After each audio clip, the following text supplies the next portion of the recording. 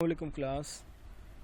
अब हम लोग वीडियो का सेकंड पार्ट पे हैं। यहीं पे मैंने अपनी लास्ट वीडियो एंड की थी, यहीं से कंटिन्यू करूँगा। अब क्लास देखो, इस टाइम जो है हम लोग कोई अपने टेम्पलेट स्ट्रक्चर पे नहीं है। टेम्पलेट हम बना चुके हैं और टेम्पलेट पे यूज़ करने वाली CSS भी हमने इस पे यूज़ कर ली। अब हमने क्या किया था कि होम कंट्रोलर में जो एक्शन रिजल्ट इंडेक्स है उसका एक व्यू जनरेट किया। वो व्यू आपके सामने, और क्योंकि इसमें रेंडर बॉडी का मतलब ये होता है, दोबारा सुन लीजिए, हर टेम्पलेट में एक रेंडर बॉडी जो है वो डिफाइन होगी। एक से ज़्यादा रेंडर बॉडी हम लोग इम्प्लीमेंट नहीं कर सकते। सही है। रेंडर बॉडी क्या होता है? वो फंक्शन है रेंडर बॉडी के आप हर एक्शन पे जो व्यू जनरेट कर रहे हो वो व्यू अपनी हर व्यू जो है वो अपनी अलग अलग फंक्शनैलिटी प्रोवाइड कर रहा है। तो उसी टेम्पलेट पे डिफरेंट फंक्शनैलिटी को इम्प्लीमेंट करने के लिए उस व्यू पे हम लोग रेंडर बॉडी का इस्तेमाल कर रहे होते हैं। अब यहाँ पर हम लोग कुछ कंट्रोल ऐड कर लेते हैं बाय यूजिंग HTML हेल्पर्स। तो यूजिंग करने के बाद मैं लिखता हूँ यहाँ पर HTML डॉट करने के बाद बिगिन फॉर्म। वही वाली एग्जाम्पल को इस तरीके से इम्प्लीमेंट करेंगे। तो यहाँ पर मेरे पास जो है वो ये हमने बिगिन फॉर्म्स के जितने भी कंट्रोल हैं वो जब तक कि आपके पास एक्सेस नहीं होगी, जब तक कि आप बिगिन फॉर्म नहीं करोगे। तो HTML डॉट बिगिन फॉर्म करने के बाद हमने यहाँ पर लिखा कि @HTML डॉट लेबल उठाया। सही है। और लेबल उठाने के बाद उस लेबल का नाम दे दिया। हमने कह दिया कि भाई फर्स्ट नंबर। फिर आगे जाके हम लोग क्या करेंगे कि इसी तरीके से नेक्स्ट लाइन पे आके दोबारा HTML का एक टेक्स्ट बॉक्स उठाया और उस टेक्स्ट बॉक्स को हम लोग यहाँ पे नाम दे देंगे। अब ये जो होगा, देखो यहाँ पे लिखा हुआ है स्ट्रिंग।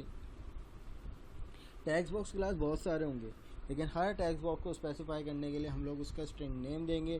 तो यहाँ पे मैं दे देता हूँ F नंबर। ठीक है। अब याद रखना हमने इसमें यहाँ पे क्या दिया हुआ। और दूसरी चीज़ हम लोग यहाँ पर देते हैं ऑब्जेक्ट वैल्यू। तो ऑब्जेक्ट वैल्यू हम इसको नल कर देते हैं, दैट्स इनफ। ठीक है। इसी तरीके से मैं यहाँ से इसको कॉपी करता हूँ।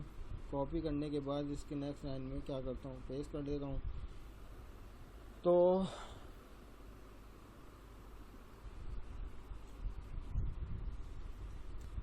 तो भाई अब हम लोग यहाँ पर इसको चेंज कर लेते हैं। मैं यहाँ पर इसका नाम दे देता हूँ सेकंड नंबर, और यहाँ पर S नंबर कह देता हूँ कि विच मीन सेकंड नंबर। और इसकी भी जो है ऑब्जेक्ट वैल्यू हमने नल कर दी। क्लास इसको हम लोग यहाँ पर एक डिव में इंक्लोज कर लेते हैं। तो एक डिव बना लेते हैं। ये डिव यहाँ पर स्टार्ट हुआ है और यहाँ पर इसको जो है वो एंड करवा देते हैं। और यहाँ पर इस डिव को इसी तरीके से डिव यहाँ से स्टार्ट होगा और जो क्लोजिंग डिव है उसको हम लोग यहाँ पर क्लोज कर देते हैं।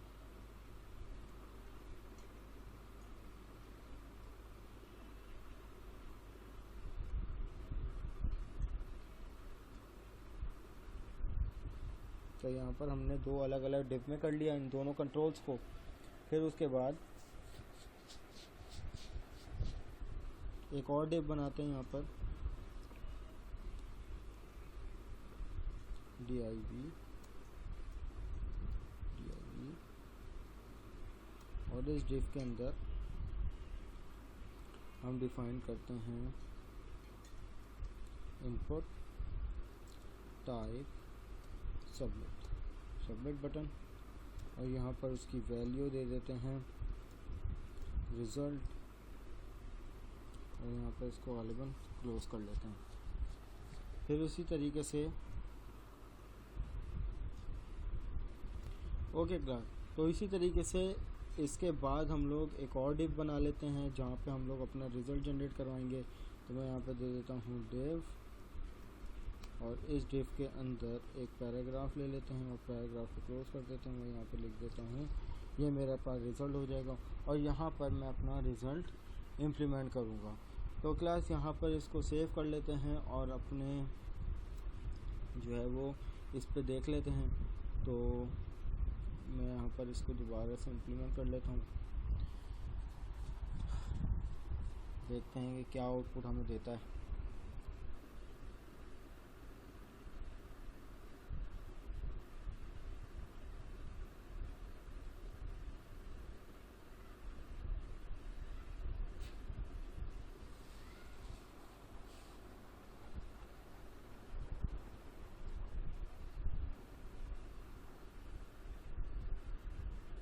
अब देखें क्लास, यहाँ पे मेरा कंट्रोलर होम है और उसके अंदर जो एक्शन कॉल हो रहा है वो इंडेक्स है, और इंडेक्स ने हमें क्या जनरेट किया। अब देखो, ये हमने पूरा टेम्पलेट, कौन सा टेम्पलेट था, हमने इस टेम्पलेट पे को इम्प्लीमेंट किया। अब क्लास क्योंकि ये देखो यहाँ पे हम लोगों ने इंडेक्स व्यू पे यहाँ से लेकर यहाँ तक कि हमारा इंडेक्स व्यू है। इंडेक्स व्यू पे हमने क्या लिया, फर्स्ट नंबर, सेकंड नंबर और टेक्स्ट फील्ड। इसको थोड़ा सा अरेंज कर लो। तो अरेंज करने के लिए हमें क्या करना पड़ेगा, इसका साइज़ बनाना पड़ेगा। तो यहाँ पर CSS में जाके इसकी विड्थ डिफाइन कर देंगे। विड्थ हम लोग ले लेते हैं 250 और हाइट भी हम लोग ले लेते हैं 250। इसको रीलोड कर लेते हैं। तो यहाँ पर हमारे पास, और इसी तरीके से फुटर की को हम लोग मार्जिन दे देते हैं, मार्जिन टॉप कॉलन 5%। इसको रिफ्रेश रीलोड कर लेते हैं तो फुटर थोड़ा सा नीचे हो गया। अच्छा, मार्जिन बॉटम कर लेते हैं इसको रिफ्रेश कर लेते हैं।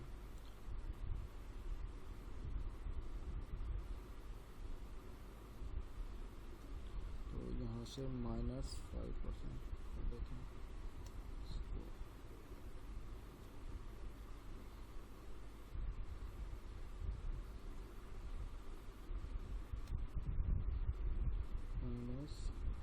-50 पिक्सल्स।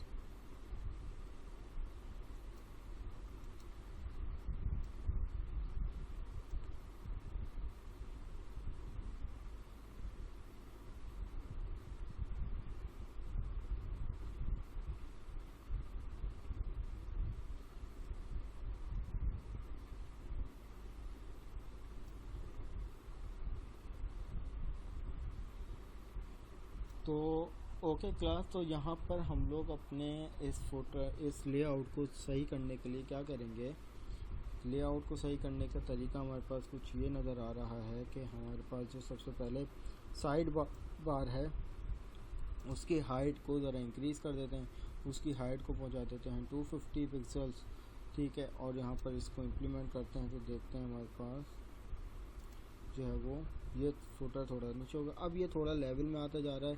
अब हम क्या कर सकते हैं कि जो हमारे पास सेक्शन है उसकी हाइट को थोड़ा सा इंक्रीज़ करके पहुंचा देते हैं 220 पिक्सल, और यहाँ पर इसको रीलोड कर लेते हैं तो यहाँ पर इसकी हाइट आ गई। और इसी तरीके से मार्जिन लेफ़्ट करके, अच्छा मार्जिन लेफ़्ट भी करना है, और यहाँ पर हम लोग मार्जिन टॉप भी कर देते हैं, और टॉप करके कर देते हैं 5%। इसको रीलोड कर लेते हैं तो देखते हैं ये थोड़ा सा बीच में आ गया, ठीक है। और लेफ़्ट को हम लोग मज़ीद कर देते हैं 450 पिक्सल्स, और यहाँ पर इसको चेक कर लेते हैं, ठीक है। ये थोड़ा सा और खिसक गया। इसी तरीके से इसको 400 पिक्सल्स कर लेते हैं, रिफ़्रेश कर लेते हैं तो ये मज़ीद बीच में आ गया। तो बहरहाल क्लास समझ में आ रहा होगा कि ये हमारे पास फुटर सेक्शन आ गया। अब जो हम लोग एक्चुअल काम कर रहे हैं वो इस पे कर रहे हैं। तो वापस चले आते हैं अपने इंडेक्स पे। हमने ये लेआउट बना लिया। अब जाएंगे हम लोग किस पे, होम कंट्रोलर पे। मैं इसको स्टॉप कर देता हूँ। कंट्रोलर पे जो काम करने से पहले हमें एप्लीकेशन को स्टॉप करना पड़ेगा, लेकिन HTML पे काम करने के लिए ज़रूरी नहीं हम प्रोग्राम को स्टॉप करें, वो रीलोड कर देता है वैसे ही। क्लास आप लोगों को लास्ट क्लास में बताया था there are two type of method. एक होता है गेट मेथड, एक होता है पोस्ट मेथड। कंट्रोलर के अंदर अगर किसी भी एक्शन रिजल्ट पे कुछ नहीं लिखा हुआ तो इसका मतलब वो एक गेट रिक्वेस्ट है। और फॉर एग्जांपल मैं यहाँ पर लिखता हूँ व्यू डाटा। अब ये व्यू डाटा क्या है ये पता होना चाहिए। ये हमारे पास जो है वो स्टेट मैनेजमेंट टूल है, डाटा पासिंग टेक्निक्स। वेरिएबल हैं जो कि 4 भाई होते हैं, view back, view data, time data और सेशन। तो पूरी डिटेल में हम लोगों ने इसको पढ़ा भी था। अगर आप लोगों को प्रॉब्लम है फिर भी तो मैं इसकी एक वीडियो बना सकता हूँ, कहोगे तो बना दूँगा, तो वो आप लोगों से शेयर कर दूँगा। मैं यहाँ पर इसका नाम दे देता हूँ रिज़ल्ट और इसको इनिशियलाइज़ करवा देता हूँ 0 से, स्ट्रिंग 0 से।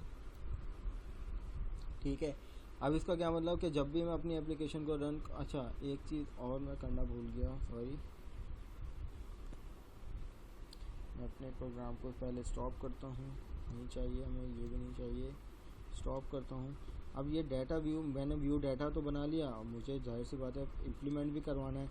तो कहाँ इम्प्लीमेंट करवाना है, तो मुझे यहाँ पर लिखना पड़ेगा @व्यू डाटा और इसके अंदर स्ट्रिंग डिफ़ाइन करना पड़ेगा। स्ट्रिंग मैंने डिफ़ाइन किया है रिज़ल्ट।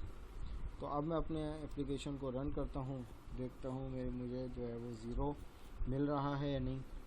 क्लास जब भी हम लोग कंट्रोलर देते हैं और उसके बाद एक्शन देते हैं और जब भी एप्लीकेशन स्टार्ट होती है तो हमें एक गेट रिक्वेस्ट मिलती है। जो भी बैक एंड से रिज़ल्ट आए खुद से without accessing of user request, तो वो उसको कहते हैं हम लोग गेट रिक्वेस्ट। लेकिन अगर यूज़र इंटरफेस से यानी व्यू के थ्रू अगर हमें कंट्रोलर पर कुछ भेजना हो उसके बाद दोबारा रिटर्न करवाना हो तो that is a gate request. तो क्लास यहाँ पर देखो ये हमारे पास 0 इनिशियलाइज हो गया। अब वापस इसको बैक करते हैं, स्टॉप करते हैं प्रोग्राम को और जो है वो इसकी कुछ इम्प्लीमेंटेशन देख लेते हैं। मैं यहाँ पर इसी को एज इट इज़ कॉपी कर रहा हूँ। अब मुझे चाहिए फ्रंट एंड से मैं 2 नंबर यूज़र से इनपुट करूँ और दोनों का सम मुझे मिले। तो उसके लिए मुझे इस एक्शन http पोस्ट के नाम से जो है वो एट्रीब्यूट यूज़ करना पड़ेगा। और इसी तरीके से जाहिर सी बात है जितने यूज़र इनपुट हैं उतने नंबर ऑफ़ पैरामीटर बनाने पड़ेंगे। तो यहाँ पर मैं दे देता हूँ डेसिमल f num के नाम से, जो मैंने यहाँ पर दिया था। देख लेते मैंने किस नाम से दिया था। मैंने यहाँ पर दिया था f नंबर के नाम से। तो मैं इसको यहाँ से कॉपी करता हूँ और यहाँ पे जाकर पेस्ट कर देता हूँ। कॉमा के बाद दूसरा लिया था, इसको भी डेसिमल टाइप कर दे देते हैं s नंबर। क्लास ये जो नंबर ऑफ पैरामीटर हैं ये इसके एज इट इज़ सेम होने चाहिए जो आपने टेक्स्ट फील्ड दिया है, क्योंकि हमें एक्शन रिज़ल्ट पे इस टेक्स्ट फील्ड से वैल्यू उठानी है। तो ये टेक्स्ट फील्ड के वैल्यू बेसिकली नहीं है, उसका समझ ले वेरिएबल नेम है, टेक्स्ट फील्ड का नेम है। तो अब हमें क्या करना पड़ेगा कि व्यू डाटा में सबसे पहले एक और वेरिएबल बना लेते हैं। मैं कह देता हूँ डेसिमल रिज़ल्ट के नाम से मैंने वेरिएबल बनाया है जिसमें f नंबर प्लस हो जाए s नंबर से, ठीक। और और इसको मैं पास करवा दूंगा इसमें रिज़ल्ट। क्लास देखो डायरेक्टली ये वाले वेरिएबल, इस टाइप के वेरिएबल जो है वो HTML में नहीं जाते। तो याद रखिएगा हमेशा C# लैंग्वेज से या कंट्रोलर के थ्रू अगर हमें वैल्यू भेजनी है, इन वेरिएबल्स की वैल्यू भेजनी है, तो उनके लिए ये 4 भाइयों का इस्तेमाल होता है। अगर हमें एक कंट्रोलर के अंदर एक्शन टू एक्शन चलना, यानी एक ही एक्शन में रहते हुए इम्प्लीमेंटेशन करनी हो तो हमें व्यू डाटा और व्यू बैक मिलते हैं। अगर एक ही कंट्रोलर में रहते हुए एक या दूसरे एक्शन पे वैल्यू भेजनी हो तो हमें टाइम डाटा मिलता है। लेकिन अगर कंट्रोलर टू कंट्रोलर कम्युनिकेशन करवानी है तो हमें सेशन मिलता है, ठीक है। तो ये 4 भाई जो हैं वो डाटा पासिंग टेक्निक्स होते हैं। तो अब यहाँ पे हमने व्यू डाटा में हमारे पास रिज़ल्ट आ जाएगा और रिज़ल्ट को हमें यहाँ पर डिस्प्ले करवाना है। हमने यहाँ पर इसको डिस्प्ले करवाया। तो लेट्स डू इट, अपने प्रोग्राम को रन करते हैं। और यहाँ पर सबसे पहले हमारा कंट्रोलर ने दिया हमें एक एक्शन तो देख लेते हैं। कंट्रोलर ने दिया हमें एक्शन, उस एक्शन पे एक व्यू जनरेट था और व्यू ने हमारे टेम्पलेट को इम्प्लीमेंट किया। टेम्पलेट को इम्प्लीमेंट करते हुए हमारे पास एक फॉर्म लेके आएगा। तो देखते हैं क्या आता है आउटपुट हमारे पास।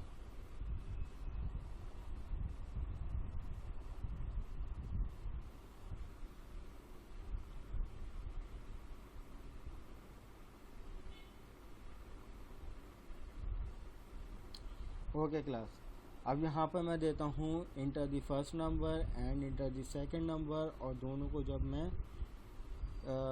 मैंने बटन को प्रेस किया तो ये मुझे रिटर्न किया 5। तो क्लास ये था हमारे पास आज की क्लास का मुद्दा कि किस तरीके से हम जो है यूज़र अपना टेम्पलेट बनाएगा और उस टेम्पलेट में किस तरीके से इम्प्लीमेंट होगा, और वो उसी टेम्पलेट को, उस मास्टर टेम्पलेट को बेसिकली आप अपने व्यूज़ में कैसे इस्तेमाल करोगे ये भी हमने देखा। और व्यूज़ में इस्तेमाल करने के बाद हमने एक छोटी सी एक्टिविटी को समझना रिपीट किया है। हमने गेट और पोस्ट टाइप के 2 टाइप के मेथड पढ़े हैं। गेट और पोस्ट क्या होता है क्लास, मुझे उम्मीद है आप लोगों को कोई प्रॉब्लम नहीं होगी। ये सिर्फ समझाने का मतलब ये था कि मैं बजाय एक बनाया टेम्पलेट आप लोगों के साथ इस तरीके से शेयर करता है, जैसे कि सूफ़ी टेम्पलेट कोई भी मैं ले लूँ तो ये मेरे पास for suppose admin, Sufi admin template जो है वो मैं यहाँ पे देखता हूँ। HTML5 एडमिन टेम्पलेट, कोई भी आप लोग टेम्पलेट उठा सकते हो एज़ पर रिक्वायरमेंट।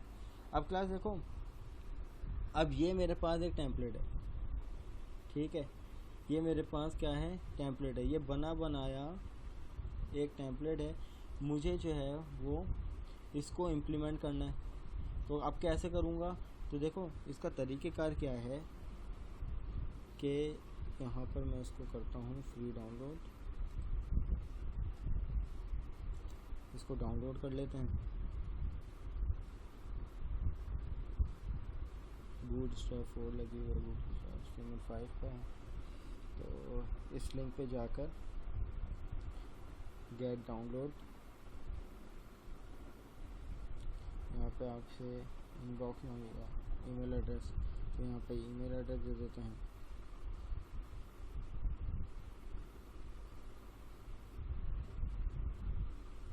सही फॉर्म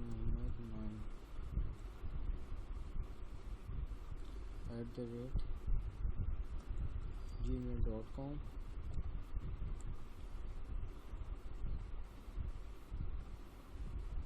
तो इसने मुझे जो है वो जीमेल पे लिंक सेंड किया है, देख लेते हैं।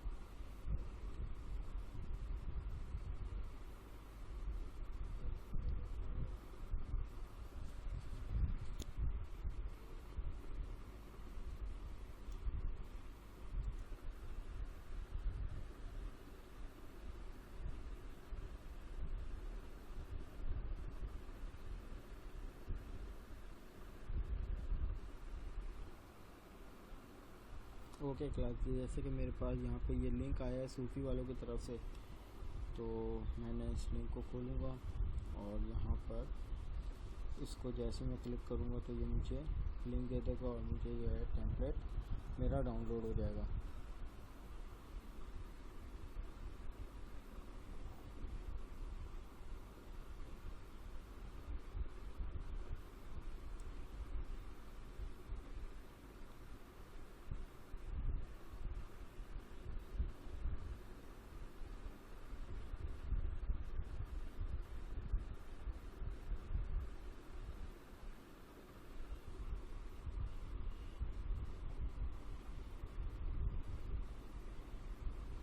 ओके क्लास, जैसे कि ये मेरा टेम्पलेट जो है वो डाउनलोड हो गया है। अब मैं इसको ओपन करूँगा। ओपन करने के बाद ये सिर्फ मैं अभी वर्बली आप लोगों को बता रहा हूँ, इसको रार से ही खोल लेते हैं। अब देखें क्लास, सबसे पहले जो मेन स्ट्रक्चर होगा ना थीम का, वो हमारे पास छुपा हुआ होता है इंडेक्स पेज में। तो यहाँ पर इंडेक्स पेज है, मैं यहाँ पर इसको राइट क्लिक करके, या बल्कि एक काम करते हैं, इस पूरे को एक्सट्रैक्ट कर लेते हैं।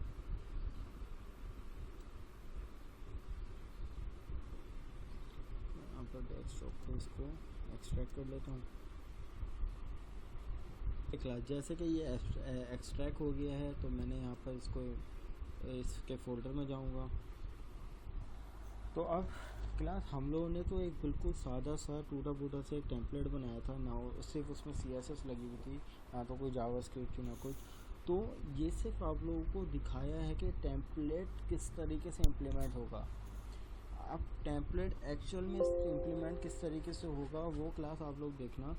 कि सबसे पहले यहाँ पर इंडेक्स पेज वो पेज होता है जो मेन थीम होती है। तो यहाँ पर इसको जब मैं खोलूँगा गूगल क्रोम पे, तो ये मेरे पास कुछ ऐसा दिखेगा, जो कि हमारे पास आ रहा था जिस तरह से।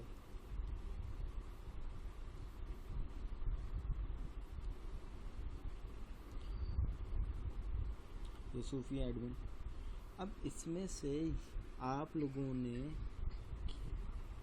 लोग चाहते हो कि भाई मेरी जो बेसिक थीम रहे, इसका साइड बार बिल्कुल ऐसा रहे, इसका हेडर ऐसा रहे, डैशबोर्ड पर मैं चाहता हूँ कि भाई इन चीज़ों को एलिमिनेट करूँ। तो अब आप क्या करोगे, इसका बेहतरीन तरीका ये है कि आप अपने इंडेक्स पेज पे जाओगे, इंडेक्स पेज पे जाके इसको ओपन विथ कर लोगे।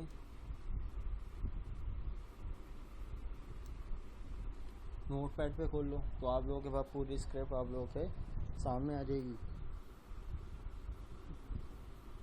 और एप्लीकेशन में जाकर यहाँ पर इसको नोटपैड पे खोल लेते हैं। जैसे आप नोटपैड पे खोलेंगे तो यहाँ पर देखो क्लास, यहाँ पर इसकी पूरी स्क्रिप्ट आ गई।